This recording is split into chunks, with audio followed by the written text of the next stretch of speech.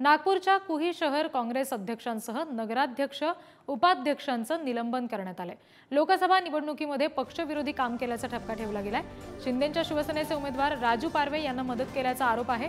कुही शहर काँग्रेस कमिटी अध्यक्ष विलास राघोरते, नगर परिषद अध्यक्ष हर्षा इंदुरकर, उपाध्यक्ष अमित ठाकरे, नगरसेवक रमेश मेश्राम, मयूर तळेकर, निशा घुमरे यांच्यावर निलंबनाची कारवाई झाली आहे। जिल्हाध्यक्ष राजेंद्र मुळक यांच्या अहवालावर प्रदेशाध्यक्ष नाना पटोले यांच्या निर्देशावरून कारवाई करण्यात आली आहे।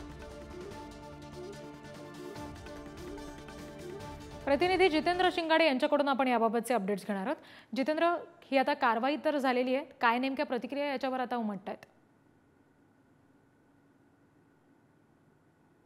आपण पाहिलेलं आहे की लोकसभा निवडणुकीमध्ये काँग्रेसला विदर्भातून खास करून यश मिळालेलं होतं आणि उमरेडचे जे काँग्रेसचे आमदार होते राजू पारवे यांनी पक्षांतर करून शिंदे सेनेकडून ही सीट लढवलेली होती, मात्र त्यांचा पराभव झालेला होता आणि जे राजू पारवे होते यांच्या समर्थनार्थ काही काँग्रेसच्या जे पदाधिकारी आहेत खास करून कुही शहरातील त्यांनी काम केल्याचा ठपका त्यांच्यावर ठेवण्यात आलेला होता। त्यानंतर राजेंद्र मुळक यांनी अहवाल सादर केलेला होता आणि प्रदेशाध्यक्षांच्या निर्देशावरून त्यांचं आता निलंबन करण्यात आलेलं। त्यात कुही शहराध्यक्ष, उपाध्यक्ष आणि काही नगरसेवकांसह पदाधिकाऱ्यांचा समावेश आहे। आगामी विधानसभा निवडणूक आहे आणि या विधानसभा निवडणुकीच्या तयारीला आता सर्वच पक्ष लागलेले आहेत, त्यामुळे दगाफटका कोणी केलेला होता, लोकसभा निवडणुकीत कोणी केलेला होता, त्यावरून आता पक्षशिस्तभंगाची कारवाई ही काँग्रेसतर्फे करण्यात येत आहे की आगामी विधानसभा निवडणुकीमध्ये कुठलाही फटका पक्षाला बसू नये। खास करून विदर्भातील 62 जागा आहेत आणि विदर्भातील 62 जागांवर काँग्रेसचं खास लक्ष आहे। गेल्याही निवडणुकीमध्ये म्हणजे गेल्या